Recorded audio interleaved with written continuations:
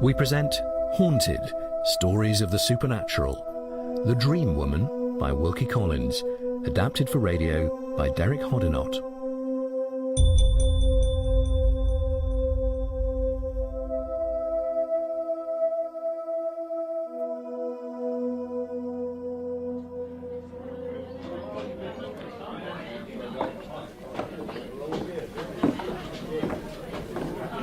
Here's your ale, sir. Ah, thank you. Landlord, is it possible to hire a gig from you? I came from Ferndale this morning to meet a fellow practitioner here, but my horse went lame and I have no means of transport home. We're rather busy, as you can see, sir, but I'm sure I could spare one of my men. John! John! Yes, sir, Mr. Warren? Has Robert come back from that errand yet? No, sir. No, I see. Then you'd better wake up Isaac right away. Sir? Wake up, Isaac. If you pardon me saying so, landlord, that sounds rather odd. Do your ostlers go to bed in the daytime? This one does, sir. He dreams, too. Dream? Terrible dreams, sir. He cries out in his sleep and he tosses and turns. Really? Landlord, I have a fancy for seeing this man before you wake him. I'm a doctor, and if this strange sleeping and dreaming of his comes from anything wrong in his brain, I may be able to help. I rather think you'll find his complaint past all doctrine, sir. But if you'd like to see him, you're welcome, I'm sure. He's in the stable, if you'd like to follow me.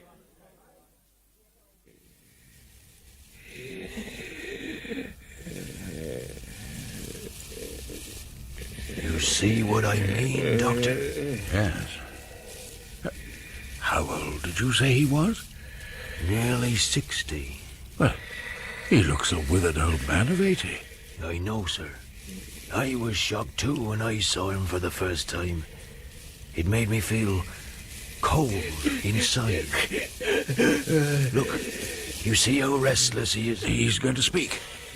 Wake up! Wake up, Dad! Murder! It's always the same, sir. Don't touch him. But if you want a gig, sir... Light grey eyes with a droop in the left eyelid. Flaxen hair with a gold yellow streak in it. All right, mother. Fair white arms with a down on them. The knife? Oh, I wish the cursed knife! First one side, then the other. You she-devil! Where is the knife?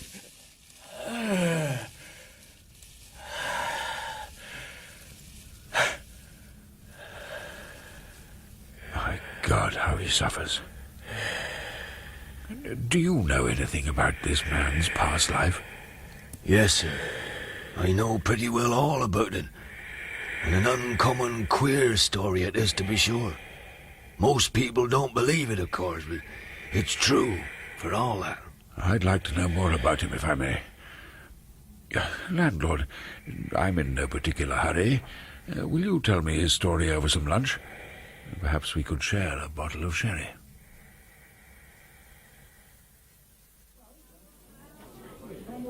Your health, sir. You too, landlord.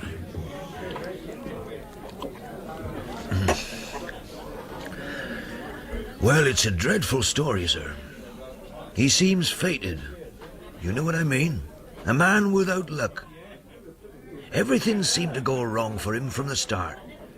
His father died when he was a baby, and his mother had a fair struggle bringing him up, with the result that Isaac arrived in middle life with an ailing mother, no savings, no wife or children. Then, through his mother, he heard of a job going as a stable helper at a gentleman's residence in a town about 18 miles away. So she packed Isaac off one morning, and he walked there, reaching the house in the late afternoon. Go on. Well, bad luck struck again, because he found on arrival that the post had already been filled. Isaac took it well, however, and before starting for home, he learnt from a nearby inn that he might save a few miles by following a new road, which he took. Just as it was getting dark, the rain started to come on, and the wind began to rise, and the first house he came to was a lonely roadside inn, standing on the outskirts of a thick wood.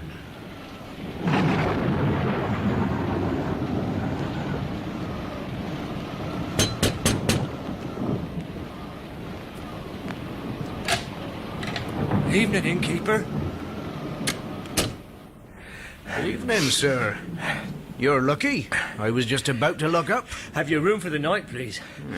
If you can pay. Oh, I can pay. I have some money with me. Would you like some food? Well, if I have enough. Let's see. Yes, you have enough. I'll lock up first, and then I'll show you to your room.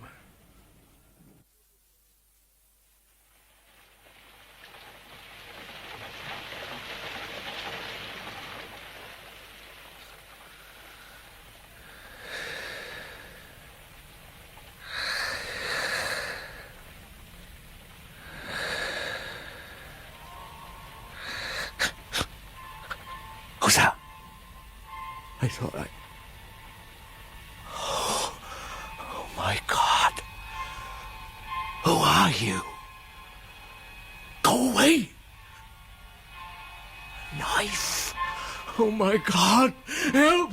Wake up. Help me. Please. Get away. Oh, please. Don't kill me. Help.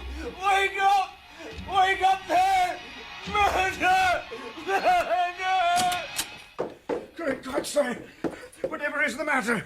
In my room, a woman with a knife with a buckhorn handle. There's no one here, sir. A flaxen head, woman, light grey eyes. She jabbed at me with the knife twice over. Look, I'll show you where she stabbed. She seems to have missed you twice, too, sir. I dodged the knife as it come down. It struck the mattress each time as I turned. Otherwise, I'd not be alive to tell the tale. Devil fly away with you and your woman with a knife. Look, sir, there isn't a mark on the bedclothes anywhere. What do you mean by coming into a man's place and frightening his family out of their wits by nothing more than a dream? I'll leave your house at once, sir. Better out in the road in the rain and dark on my way home than in this room after what I've just seen.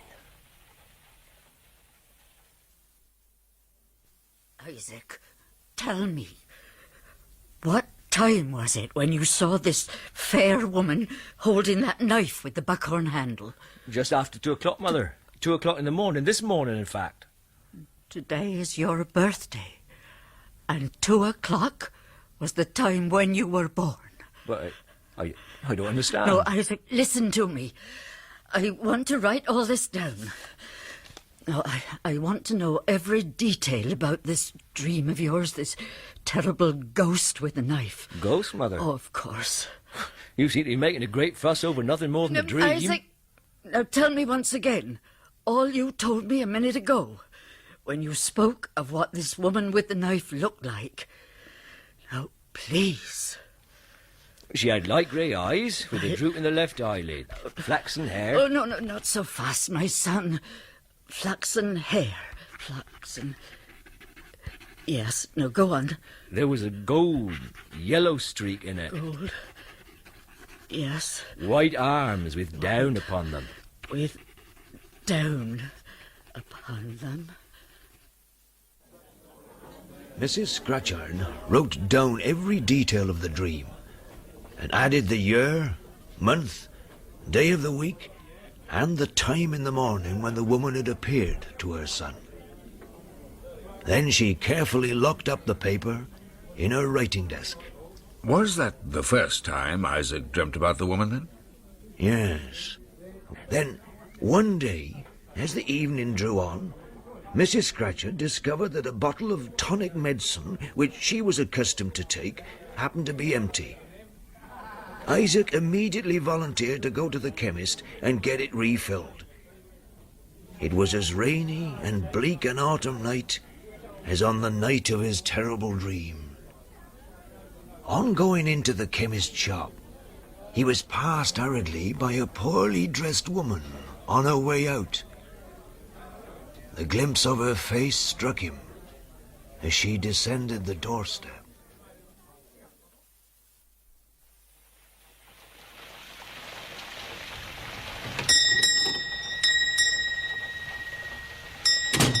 Oh, good evening, Mr. Scratchard.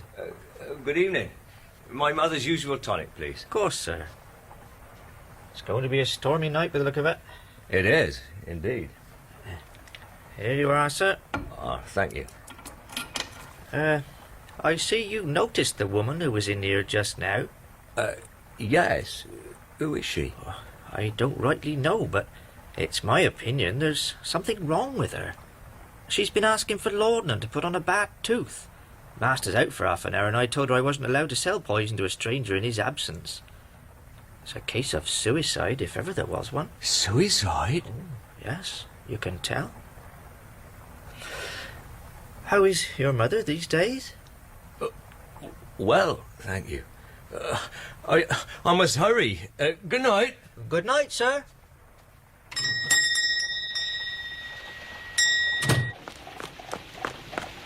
Excuse me. Excuse me, but are you in distress? Can I be of help? I look like a comfortable, happy woman, do I? Oh, sorry, I didn't mean... My name is Rebecca Murdoch. I have 9p left, and I thought of spending it at the chemist securing a passage to the other world. Whatever that is, it cannot be worse than this. Oh, no, you mustn't talk of killing yourself. I mean, that's terrible. And I'd stop you. Even if I followed you about all night, I'd stop you. Well, sir, I see. Maybe I won't give you that trouble. You've given me a fancy for living, speaking kindly to me. Come to Fuller's Meadow at noon tomorrow, and you will find me alive to answer for myself. I promise. Perhaps this will help. No. No money. My 9p will go to get me a good night's lodging as I want. Good night, sir. Good night. Fuller's Meadow. It is strange, but I believe her. And did he go? He did indeed, sir. And a few meetings later, completed his total infatuation with her. In less than a month from the time when he first met her, Isaac Scratchard had consented to give Rebecca a new interest in existence by promising to make her his wife. Ah. And from that moment on, she took possession of him, directing him on every point in his behaviour towards her and his mother, of whom she seemed intensely jealous. Oh, did Isaac tell his mother of his marriage plans? Yes, on the same day as he contracted it. And what did Mrs. Scratchard say? She showed perfect confidence in her son by flinging her arms around his neck and giving him joy of having found at last a woman to comfort and care for him after she was gone. She was all eagerness to see the woman of his choice, and the next day was fixed for the introduction. Mother? You're here at last, Isaac. Well, where is she? Outside, in the hall. What is she doing there? Are you hiding her from me? Bring her in here, my boy. I cannot wait to meet her. Very well. Rebecca, this way. Mother, this is Rebecca. Isaac! Mother? Are you ill? Doesn't this woman's face remind you of something? I don't understand. What does this mean? Does your mother want to insult me? Oh, my God, look at her. Just look at her, my son. I am leaving, Isaac. No, one moment. Let me look closely at you. Take your hand from my arm. Mother, please. You're hurting me. Mother, leave her alone. Look at her, Isaac. It is her. Don't you see, my son? It is her. Rebecca! Rebecca, come back! Isaac. Mother, you look so ill. What has Rebecca done? Light grey eyes, a droop in the left eyelid, Flaxen hair with a gold yellow streak in it, white arms with down upon them. Remember, Isaac, don't you remember? The dream woman. She is the dream woman. No, Mother. You're mistaken. And yet, Yes. when we first met, I had a strange feeling. I had a strange feeling that I had seen her face somewhere before. You had, my son. In a dream. Oh, beware, Isaac. Let her go and you stop with me. Please, Isaac, do as I ask. Stop with me. I cannot, Mother. I have promised to marry Rebecca, and marry her I must. 3 weeks later, Isaac and Rebecca were man and wife. After some quiet months of married life, as the summer was ending and the year was getting on towards the month of his birthday, Isaac found his wife altering against him. She grew sullen and contemptuous, and eventually took to drink. Oh, how dreadful. A woman consumed in drink is worse than any man. What did Isaac do? He had been in a sadly despondent state for some time before he realized Rebecca had become a drunkard and was keeping company with drunkards. His mother's health, as he could plainly see every time he visited her, was failing fast, and he upbraided himself in secret as being the cause of her bodily and mental suffering. Then she noticed the change that was overtaking Isaac, and he told her about Rebecca's drunkenness. To his astonishment, she got up, dressed, and prepared to go out. Mother, where are you going? You cannot go out, you're too ill. I am not long for this world, Isaac, it's true. But I shall not feel easy on my deathbed unless I've done my best to the last to make my son happy. I mean to put my own fears and my own feelings out of the question, and to go with you to your wife and try what I can to reclaim her. Give me your arm, Isaac, and let me do the last thing in this world and help my son before it's too late. And how did this go? Very well at first. The meeting between Mrs. Scatcherd and Rebecca passed off much better than Isaac had anticipated. It was a relief to him, therefore, when Rebecca began to lay the table. Then she brought in the bread, cut a slice from the loaf for her husband, and returned to the kitchen. At that moment, Isaac, still anxiously watching his mother, was startled by seeing the same ghostly change pass over her face as on the morning when Rebecca and she first met. Isaac, my son. Mother, what is it? Oh, take me home, please. Come with me now and never come back here again. What is the matter? Oh, take my arm and help me up. Take me home. Oh, please take me home. Well, what has Rebecca done this time? Tell me. Did you not see what your wife cut the bread with? I was not noticing. What was it? Well, look at it. A new clasp knife with a buckhorn handle. The knife in the dream, Isaac. The knife in the dream. When Isaac got his mother home, she pleaded with him not to return, but he did. You see, he had to get the knife. Meanwhile, Rebecca had discovered their secret departure. She had been drinking and was in a fury of passion. The dinner in the kitchen was flung under the grate, the cloth was off the parlour table, and the knife was gone. And did Isaac look for it? Not at first. Unwisely, he asked Rebecca for it. The knife with the buckhorn handle.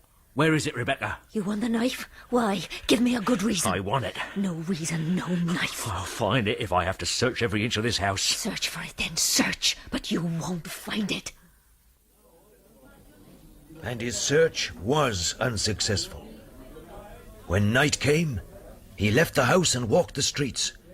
He was afraid now even to sleep in the same room with her. Then, 5 days before his birthday, his mother died. Her last words in this world were addressed to him. "Don't go back, my son," she said. "Don't go back." Oh, surely Isaac heeded his mother's last warning. He couldn't. He was obliged to go back, if it were only to watch his wife. Then she announced that she would assert her right to attend his mother's funeral, and on the day appointed for the burial, she came into her husband's presence, inflamed and shameless with drink. What do you think you're doing? What does it look like? You're drunk. That's right. Oh. How did you guess? You're not going to my mother's grave in that condition. I have the right, as your wife. If I say I'm going, I'm going. I wouldn't miss the opportunity of making sure she's gone. You evil creature. I won't have you standing by the graveside, the drunken stupid. And who is going to stop me, pray? Not you, Isaac. Not dear little Isaac. Stop it! Rebecca, I... No man has ever struck me twice. And my husband shall never have a second opportunity. Set the door open and let me go. From this day forth we see each other no more. All that night, Isaac watched and waited. But no footsteps came near the house. The next night he stayed awake and watched again. And the next, until overcome by fatigue, he laid down in his bed, in his clothes, with the door locked and the key on the table and candle burning.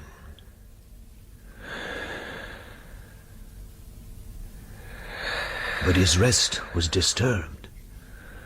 Twice he woke, without any sensation of uneasiness. But the third time, it was that never-to-be-forgotten shivering of the night at the lonely inn all those years ago, that dreadful sinking pain at the heart which aroused him in an instant. Rebecca!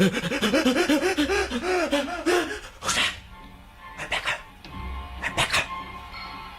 You've come for me? Oh, my God!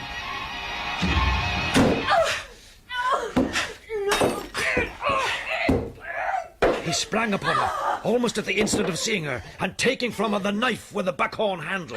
You told me we should see each other no more, and yet you've come back. It is my turn now to go, and to go forever.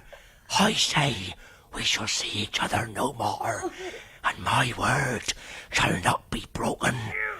I will leave this house at once.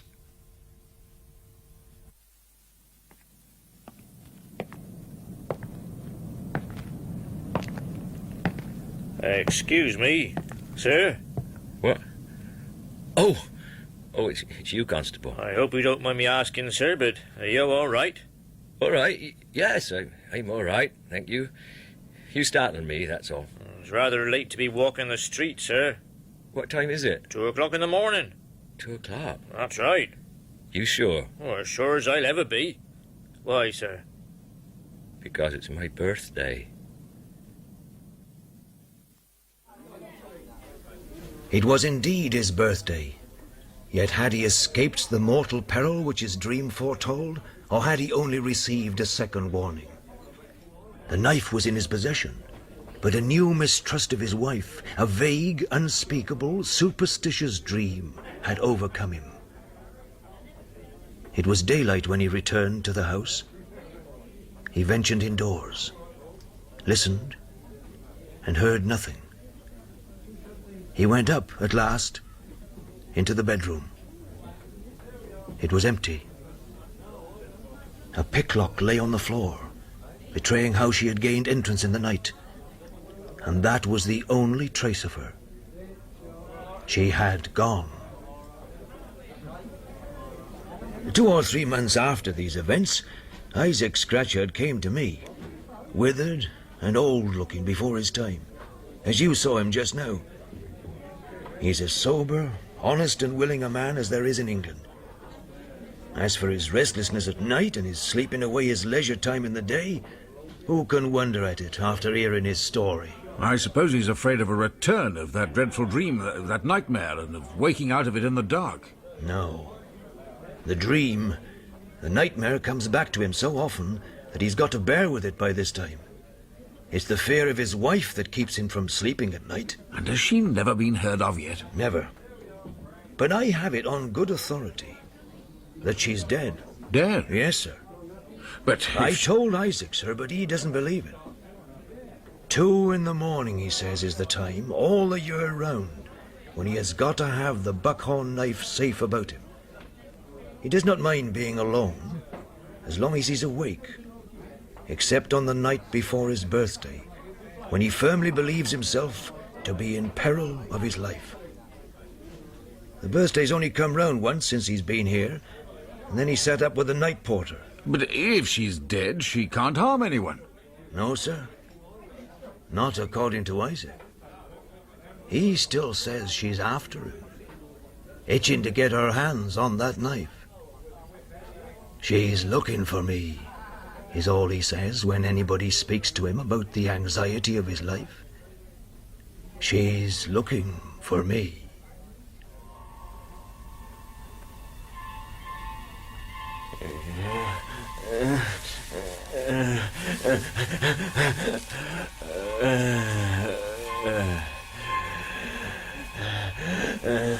She may be dead. She may be alive. It's all the same to Isaac, sir. She's still looking for him. And who's to say he's wrong? Are you, sir?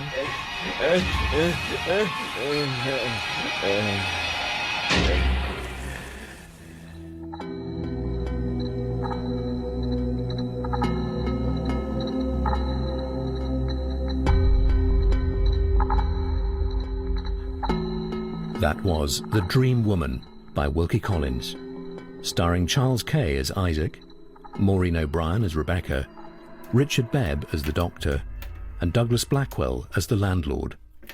Catherine Parr played Mrs. Scatchcard. Others taking part were David Timson and Danny Schiller.